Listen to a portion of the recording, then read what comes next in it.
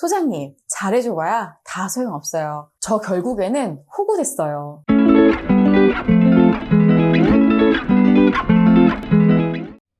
안녕하세요. 행복한 사람 연구자 피플 데이터의 박정아 소장입니다. 오늘은 조직에서 보여지는 9가지 업무 스타일 중에서 친절형에 대해 얘기 한번 해볼까 해요. 진단을 안 해보신 일반인 분들도 계시니까 우리는 이분들을 배려왕이라고 한번 불러볼게요. 자, 내가 조직에서 배려왕의 모습이 있는지 한번 체크해 볼까요? 우선 이분들은요, 기본적으로 많은 부분들이 사람으로 향해 있는 경우가 많습니다. 사람들이 뭘 부탁하기도 전에 먼저 가서 도와드릴까요? 라고 하거나 누가 묻지도 않았는데 필요하신 것 있으시면 언제든지 요청하세요. 라며 먼저 손을 내미는 사람들입니다. 그리고 실질적으로 잘 돕기도 하고요. 그리고 매우 눈치가 빠릅니다. 조직에서 돌아가고 있는 정치적인 역학관계, 즉 조직의 가장 실세가 누군지, 어느 라인에 서야 하는지 등 보이지 않는 권력에 대한 파악이 아주 빠르고 눈치 빠르게 행동하는 경향이 있습니다. 자, 그리고 이분들은요, 하고 싶은 말을 평소에 잘하지 못합니다. 그 이유는 2가지일 수가 있는데요. 주로 이들이 하는 말은 상대가 기분 좋아하는 말을 해주면서 그가 기뻐했으면 좋겠다라는 마음 하나, 또 하나는 하고 싶은 말을 했다가 상대가 날 싫어하면 어쩌지 하는 갈등 때문이기도 합니다. 자, 그 다음 특성은요, 사람들에게서 많은 관심을 받고 싶어 합니다. 이들은 조직에서 많은 것들을 베풀기도 하지만 사실은 속으로는요, 모든 사람들이 나를 괜찮은 사람이라고 평가해줬으면 좋겠고, 내가 다른 사람을 칭찬해주는 것만큼 누군가도 나를 칭찬해주기를 바라는 마음이 좀 깔려 있습니다. 자, 6번째로는 팀워크에서 아주 탁월함을 발휘합니다. 예를 들어서 회의를 하잖아요. 사람들의 의견을 두루두루 잘 경청하고요. 누군가가 반대 의견을 내도 그럴 수도 있겠네요. 그것도 좋은 의견이네요. 라며 다른 의견에 대한 받아들임도 잘하는 편입니다.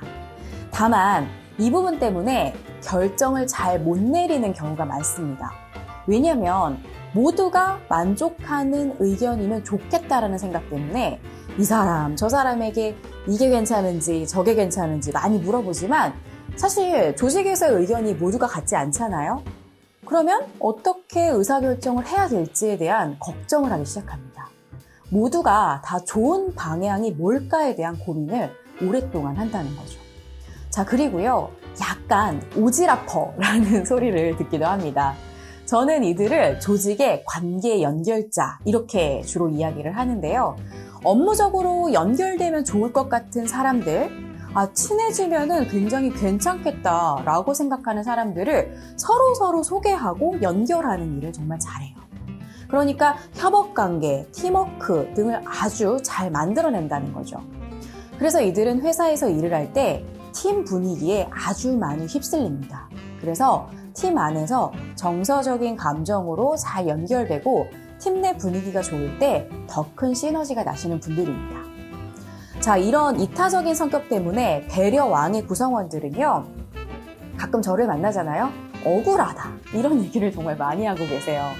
소장님, 잘해줘봐야 다 소용없어요. 나중에는 사람들이 그거 고마워하지도 않고 어떤 사람들은 이용하려고만 한다니까요. 저 결국에는 호구 됐어요. 이런 표현들을 유독 많이 씁니다. 잘해주고 더 욕만 먹었다고 하는 경우들도 많고요. 그래서 가끔 현장에서 상처받은 배려왕 구성원들을 보면 안타까울 때가 많습니다. 하지만 이렇게 말하면서도 또 누군가 도움을 요청하잖아요? 거절하지도 못하고 그 사람 일에 또 적극적인 모습을 보이기도 합니다. 그만큼 사람이 참 바뀌기가 쉽지가 않죠. 타인으로 향한 마음과 감정은 노력한다고 한순간에 단절되는 것은 아닌 것 같아요. 그래서 조직의 배려왕들은요, 자신이 과도하게 이용당하고 있다라는 생각이 들 때 2가지 정도를 고려해 보시면 좋겠습니다. 자, 첫 번째는요, 정말 모든 사람들이 다 나를 이용하는 거 맞아? 일부 사람이 그러는 거 아니야? 라는 거에 대한 생각을 해보실 필요가 있다는 거죠. 그러니까 무슨 말이냐면 약간 억울하다라는 그 감정에서 거리를 두고 객관적으로 생각해 보는 것. 이 포인트가 굉장히 중요할 것 같습니다. 자, 두 번째는요. 이용당했다라는 느낌이 들 때 자신만의 도움을 주는 기준이나 한계선을 좀 정해놓고 나를 보호하는 방법이 되게 중요할 것 같습니다.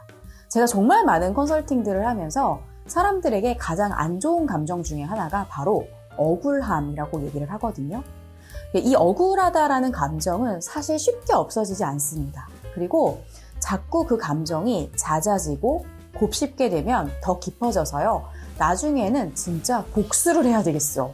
뭐 이런 생각을 한다든지 사람들을 조종한다든지 혹은 그 사람에 대해서 다른 사람한테 뒷담화를 한다든지 하는 안 좋은 모습으로 발현되는 경우가 정말 많거든요. 그래서 이걸 건강하게 잘 해결을 하셔야 되는데요. 억울함이라는 감정은 의외로 인정 욕구에서 옵니다.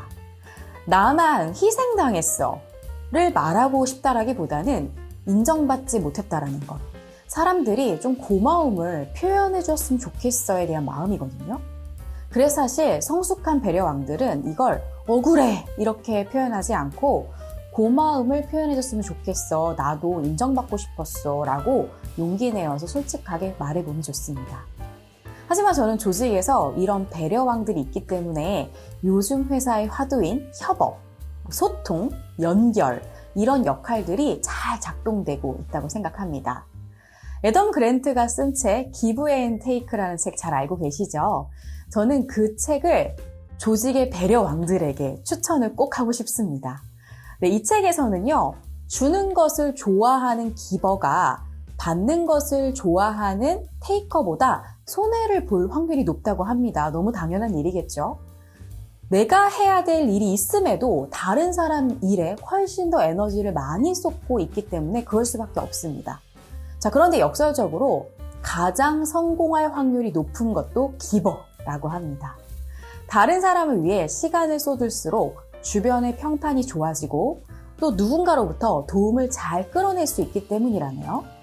시간은 좀 걸리더라도 여러분의 진가를 알아봐주는 누군가는 꼭 있을 거라고 생각합니다. 자, 세상의 모든 배려왕들이 행복한 조직 생활을 하실 수 있도록 응원하겠습니다. 자, 저는 다시 행복한 사람 연구를 위해 떠나보겠습니다. 다음에 만나요. 안녕!